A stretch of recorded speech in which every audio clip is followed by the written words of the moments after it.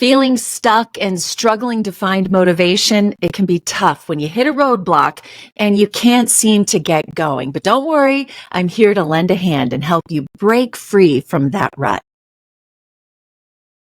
Hi, everyone. It's Natalie. Welcome back to the podcast today. Today, we are leaning into a topic that touches us all at some point. What to do when you feel like you're just not moving forward. Call it feeling stuck, unmotivated, a little bit down, maybe stagnant. You all know what I'm talking about. And as we get started today, I want to thank you for being a part of this community and for taking the time to better yourself. It's a continual thing in life and something I am passionate about. Personal story to kick things off. So from my own life, where I hit what I felt like was a brick wall, but I found my path again. The news business was like a hamster wheel, I used to call it. Same grueling schedule every day, same depressing news every day. And no one wants to feel unhappy and unfulfilled in their job or their life. People used to ask me about that early alarm clock. And yes, the 2:30 a.m. morning show alarm clock was really hard. But when I enjoyed the job, it really wasn't that hard. Once it became a chore and not something I was passionate about or motivated by, it became grueling. A friend of mine, actually a past guest here on the show who has become a close friend, Stephanie Nelson, said to me recently, if there's something you love to do, figure out how you can use it to help other people. And if you can do that, you've landed on God's amazing plan for your life. What I love to do is interview people, to learn every single day from other people, to grow, and then to share that knowledge with all of you. So what is it for you? What do you absolutely love doing? And how are you sharing maybe that knowledge or some of those things with other people? So getting started today, I first want to encourage you to identify that feeling of being stuck. Sometimes we end up feeling stuck without really knowing how we got there. It just sneaks up on us really slowly as time goes by. Our motivation then takes a hit, making us feel kind of meh, as we like to say. So notice these same old patterns. That is the first big step to finding your way out of the rut, is to identify, I'm in a rut. This is how I feel. I can see it. Look from the outside in so that you can identify those things in your life. All right. So next, we're going to reflect and reframe. Picture yourself in a sailboat, adrift on an endless, beautiful lake. The breeze is stagnant. The waters are perfectly calm. So it's a beautiful thing, but it's also a metaphor as stagnation. Like the sailor, you're going to have to wait for some winds of change or find a way to move forward. You might have to paddle yourself forward. So reflecting on where you are and how you got there is the first gust of fresh air. It's not about looking at the past, but understanding what you've achieved and where you have stumbled. It's an important exercise for reset and then renewal. After you've really spent the time to reflect, then the time to reframe. Ask yourself the tough questions. Is this really a setback, or is this an opportunity? Although it never feels at the time like an opportunity, can't you look back and see that it actually was an opportunity? What was really hard for me in the news business, thinking I have spent decades building this amazing career. Okay, God, why are you telling me this isn't where you want me anymore? And yet, if I hadn't realized that that hardship and that hamster wheel, as I call it, was actually an opportunity for something new in what I'm doing now and bringing new interviews to you, then I would still be stagnant. I saw it as an opportunity. At the time, I didn't, but now reflecting back, most certainly was an opportunity. Almost all of our hardships are actually opportunities. So you just have to change your way of thinking and change that course into being a new adventure instead of a setback. Often It's not our circumstances, but the lens through which we see things that determines our next steps. Remember, this process is not about dismissing your feelings whatsoever, but instead transforming them into something constructive. The winds of change may not be in your control, but you can control your reactions and your next steps. All right, so next, we're going to rediscover the why. The most powerful word in your arsenal is why. It gives purpose to your actions and it gives meaning to your life. When you feel like your momentum might be waning, it's because you've lost sight of your why. So let's rediscover it. Your why is not just a flimsy statement that you put together quickly. It's really the fuel that ignites your passion, the reason that you push through adversity. It's often the very reason that you began your journey in the first place with your goals. So it's a topic that I'll save for a deeper dive one day. Maybe you already know your why, but stop and think about it. What is your why? What pushes you? What is your purpose? What is your identity? For me, my identity is not my career, my possessions, my friendships, even my family. Although I find myself feeling that way sometimes, and certainly those things are so important to me. But deep, deep, deep, my identity is in my faith. When we're really thinking about it, and when you stop and you reflect on what drives you, what is the most important thing? For me, I know that that is my relationship with God. For you, it might be something different. But when you put that why first and everything else falls under it, I put on my faith glasses and I live this life. For me, I live this life for my Lord and Savior. And all of those other things fall underneath that. So I want to encourage you, unearth your why, plant it firmly in your present. All right, next, we're going to take tiny steps and we're going to find tiny triumphs. A marathon is not one with a giant leap, but with countless steps, each one very important in its own way. So your momentum doesn't need to result in a major life change. Instead, it can just build over time with these tiny triumphs.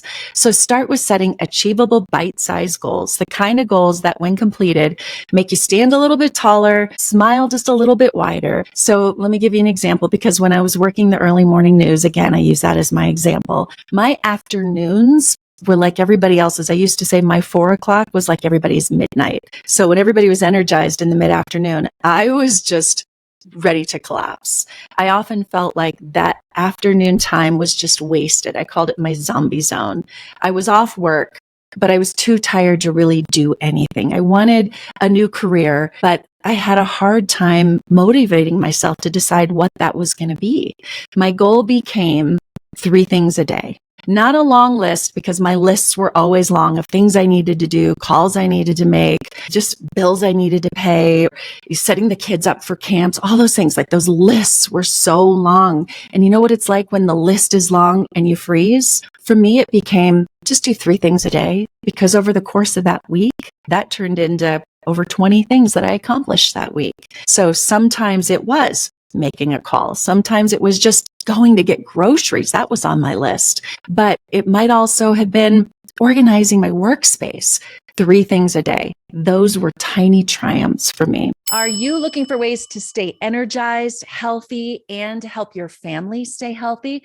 I've started taking supplements from Seeking Health, and it has changed the game for me. I no longer worry that my family is getting enough of the vitamins we need, and I know the quality of what we're taking is top notch. I take an immunity support supplement, magnesium, and several others, including electrolytes, to stay hydrated. So many people ask me about these supplements that I've made it really easy for you to find right on my website, natalietysdal.com/favorites. Also, bonus, I have a coupon code to help you save 10% on your order. You will find that coupon code on the website as well. Go to natalietysdal.com/favorites. Click on Seeking Health.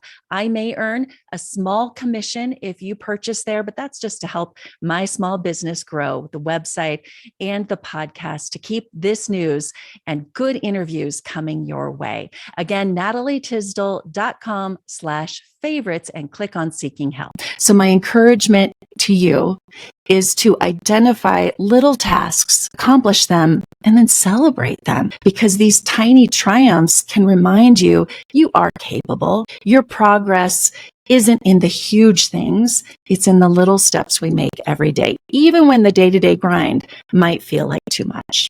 Next, surround yourself with positivity. I can't encourage you to do this enough, because energy is contagious. The company you keep can transform the landscape of your life. When feeling stuck, surround yourself with positivity, supportive friends. Maybe it's uplifting books, motivational podcasts. I hope that this one is one of those motivational podcasts. Cultivate a circle of influence that inspires and encourages you, offering a fresh perspective. Sometimes it might just be a good, swift kick in the butt, but it's in the direction of where you need to go. This network and these positive things really act as a cheering section, your own personal cheering section. And we all need that. And we all need to celebrate these victories. We also need a little push sometimes. That's okay. We all need it. And it's important that you do that. Fill your environment with verbal and visual affirmations of where you want to be. Maybe it's a vision board. And by the way, I've talked about this many times here on the podcast, and I have a free download to help you create a vision board. I'll be sure and put that link in the show notes, so you can just click on it and create your own vision board of positivity and goals. Next, inventive exploration. Routine and boredom are momentum's worst adversaries. Let me say that again. Routine and boredom are momentum's worst adversaries. When you do the same thing the same way every single day, it's easy to feel like you're on that treadmill, or you're, like I said, in a hamster wheel, just going round and round and not accomplishing anything. Inventive exploration is about trying new pathways to familiar destinations. Think of it as forging new neural pathways in the brain. When you approach your goals from different angles, or you try different methods, you're not just breaking the monotony, but you're invigorating your mind with fresh ideas. This new approach might involve a new workout, maybe a new network event that introduces some fresh business perspectives. The beauty is that trying new things that you might stumble upon, or something that rekindles your passion and purpose, moves you in that positive direction. And next, journal your journey. It's kind of hard to say. Journal your journey. The act of writing is cathartic, and it's also very clarifying. Journaling your thoughts, your challenges, your achievement, it's really a powerful exercise in reflective learning. It's a companion to self-discovery. There's a reason that every self-help expert and therapist tells us to journal. It can seem like maybe a waste of time when you're busy, but you just have to admit how powerful it is. And that stillness is also so powerful, of being able to sit with your own thoughts. A journal is really a time capsule, I like to call it, representation of your progress, something tangible that you can hold on to during those times of self-doubt. Seeing your growth mapped out on paper by actually writing, not typing, because there's something about that process of writing that's so powerful, and it can be a potent reminder of momentum. Next, reevaluate and realign. Just as a gardener tends to their plants, all while pruning to promote healthy growth, we have to reevaluate and realign. Often we find ourselves at a standstill because our course needs correcting. So revisit your goals, maybe that vision board and your journal and your strategies. If you have a journey or goals that you have actually written down, that's when you can go back and make notes on it. Get the highlighter out I love using colored pencils and markers. I know it's silly. I'm very visual. It helps me to go back. And even when I was studying, when I'm looking at courses or in my Bible or going back to college days even, and I was just telling my son this the other day when he was studying, I said, take a sheet and put all your notes on that one sheet and get some colors. And it just is a visual representation of what you're studying or where you're going. I want you to think about your circumstances and if they've changed, requiring maybe an adjusted approach. That's perfectly fine. Are there new avenues of growth that maybe you've neglected? Sometimes the path to renewed momentum is as simple as pivoting to a brand new strategy. Remember, reassessing isn't about admitting something that you've done wrong or a defeat or what you might call a failure. It's really about working towards better results. It's saying that you haven't figured it out yet. I mean, life is all about just trying to figure things out.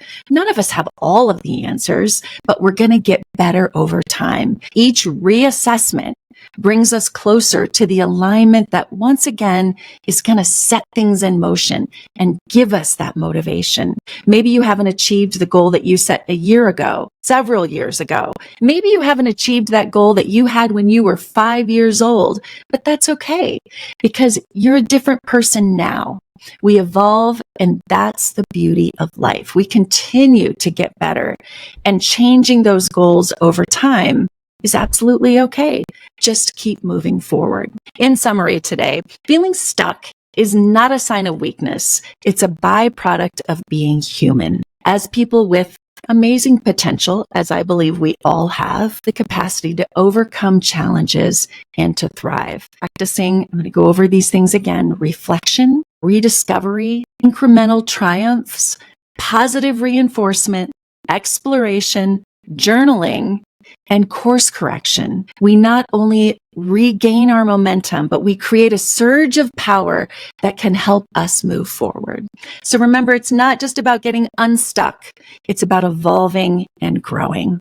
I hope this episode has blessed you and encouraged you. Please reach out if you have any ideas, comments, or questions. And by the way, I have a voicemail set up. You can call me, leave me a question or a comment here for the podcast. And also I have a newsletter with more inspiration and tips, and you'll find links to both of those things in the show notes today. Make it a great day, and I'll talk to you next week.